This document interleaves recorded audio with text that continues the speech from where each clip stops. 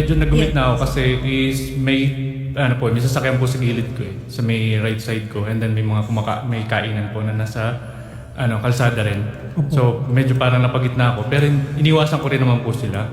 And then nagulat na lang po ako nung hahabulin ko na yung green light. Nagulat na lang po ako, may biglang humampas sa likod sa may ulo ko. Tapos yun na po, may pinagmumura ko, tapos sinabihan na maangas, which is hindi ko naman po alam kung bakit. Pero bakit niya ginawa yun? Nakasalubong ko lang po sila, hindi ko po sure. Walang reason? Walang reason po. Medyo napansin ko lang din po nung habang sinisigaw-sigawan ako, medyo amoy alak din po nung time na yun. Baka napagtipan lang po kayo. Yun nga po yung iniisip ko, na baka ng-trip lang. Bukod sa lasing, baka nakatake pa ito. Nakita mo na may tsura ng mukha niya. Oh, gigil na parang wala na sa sarili itong dalawa. Dalawa na napakpo sa inyo, yung angkas pati yung Yes po. Yung angkas po is namalo ng helmet. Yun yung po yung una, and then yung pangalawa po is yung nanuntok. And then nagmumura po. Ayan po yung Yan, driver. si Daniel Silla. So, identified na natin. Yes po. Apo, at I already filed na case na rin po. Aha. Which is medyo natagalan lang po yung pagpapile kasi yung tinatanong ko po yung mga details sa barangay. Nung araw din na po yun, nung pagkakataon na yun, ang nabigay lang po sa akin is first name. And then dumating po yung hapon, gabi, tsaka lang po nila naibigay sa akin yung time na... So may paano po pangalan. na-identify na siya po ay si Daniel Silla?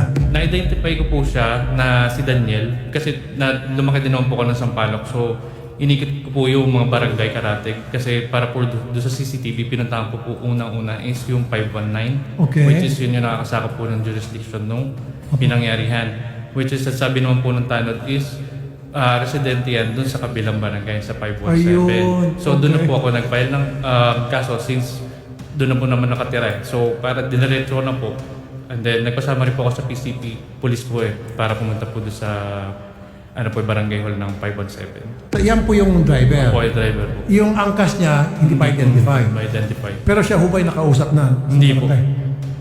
Natatago? Nagtatago po ata. Kasek Marcos Lacanilaw.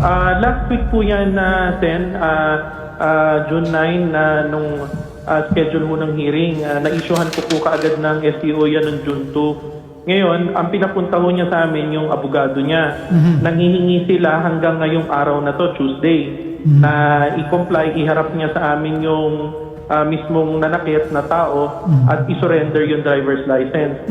So, inaantay ko lang po yung report sa akin ngayon ng Intelligence Division kung nag-comply. Pero as of now, Sen, naka-suspend na po yung driver's license niya. Kung hindi po yan mag-a-attend pa rin po ngayong araw na to, Sen, ang recommendation ko po ay revocation na ng kanyang driver's license. Very good. Tapos yun naman pong motorcycle niya, Sen, naka-alarm pa rin po hanggang ngayon. Medyo pasaway po yung bata, abusado, sir. Parang pinagmamalaki niya kamag-anak ata ng barangay captain eh. Aha! Kaya po yung complainant natin parang pinahirapan eh, pinaikot-ikot. Ayun! Kayo po naka-find out na kamag-anak nitong chairman. Ano po ni chairman? Pamangkin? Ano ba? Parang ganun Anak? po, opo. Kasi yung nung nag-verify po kami niyan, Sen, yung kanyang Facebook post na tuntun ko mismo, may mga previous post sila na may mga kamag-anak silang tumatakbong politiko. So, feeling untouchable din eh. Kaya ganyan kaabusado yung batang yan. Ayun. Chairman Aquilino Sembran. Itong si Daniel Silla, pamangkin mo pala to. Hindi po. Sa totoo po, hindi po. Wala pong kamag-anak po dito sa Maynila eh. Na-check po ng LTO sa Facebook account ninyo na close kayo, especially nung kampanya. Pero kilala mo si Silla. Isa ko lang po nakita. Ito kasi yung bahay po nila, nag-subscribe po nila ito.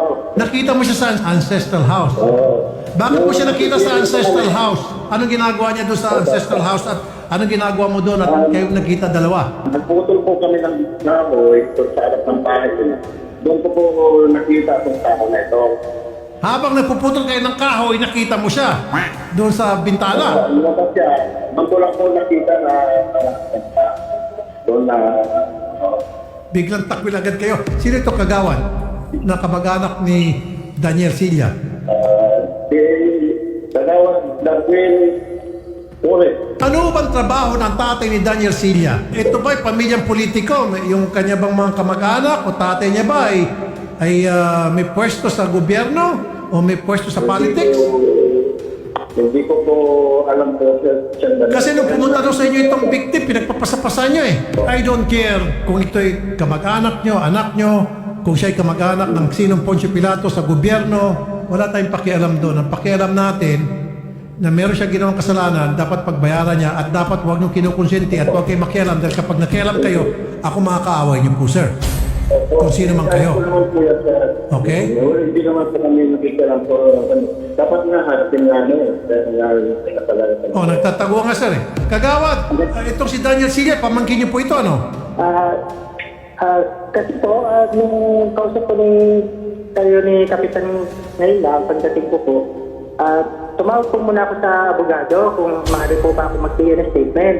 Ang payo po ng abogado ko, huwag po muna ako magsalita. Hindi, sir. Ang tanong ko na naman, hindi ko naman kita tinuturo na kasama ka sa paggawa ng krimen, pananakit. Hindi ka kasama. Ang tanong ko naman po, kung kamag-anak ka ba o hindi ni Daniel Silla?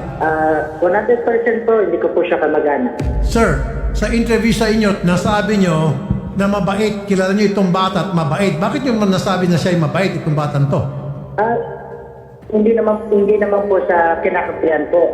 Ang reaction video ko po na yun, unang-una po, parang reaction ko po yun sa pangbabati ko sila sa barangay namin na para bang walang ginawa at pabaya at tinatago. So, binouch mo siya, meaning, kilala mo siya. At bakit mo siya kilalang kilala? Kasi po, kapitbahay ko po yan. Totoo naman po na hindi talaga siya residente talaga. Pasulpot-sulpot lang dito sa barangay namin. Yung mga pasulpot-sulpot na pagpunta niya sa lugar namin, nakakalubilo ko siya, nakakausap. Kaya doon po ako nagbase. Kaya nasabi ko po na mabuting tao po. Pero hindi ko po, pag sinabi ko po mabuting tao, hindi ko po sinasabi na tama po yung ginawa niyang pananakit. So ngayon, sir, na nalaman nyo na ito po'y pala nanakit, namalo ng helmet, mabuting tao pa rin ba o hindi na? Siyempre po, nagkaroon din po ng ang pagdadalawang isip. Pero kasi bakit? Ngayon lang po kasi nasangkot sa gulo yan, kaya nagulat din po ako. Kinakampihan pa rin talaga. Sir, iuulitin kang tanong last na. Ngayon, na siya ay namalo ng helmet at nakita gigil na gigil yung mukha niya at lasing, so mabait pa rin siya o hindi na? Nagkamali po siya. Nagkamali siya. Hindi niya dapat ginawa yon kasi mali yon. So therefore, hindi po siya mabait. Kasi ang mabait, kahit na anong klaseng galit mo, hindi ka nananakit. Bad news po itong si Silla.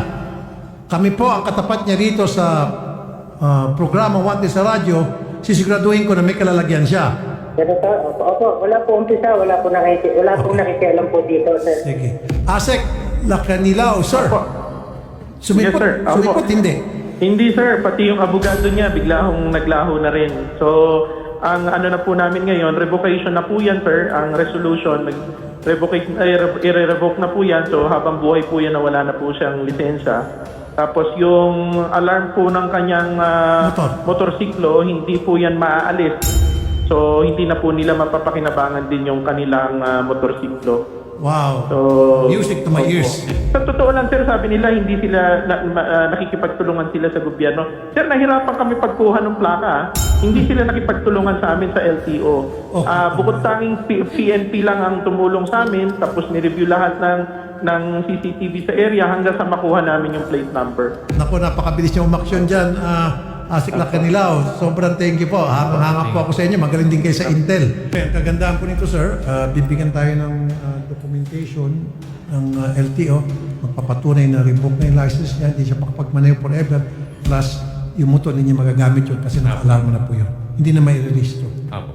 Kahit kailan. Salamat po, sir. Salamat din po. Thank you po.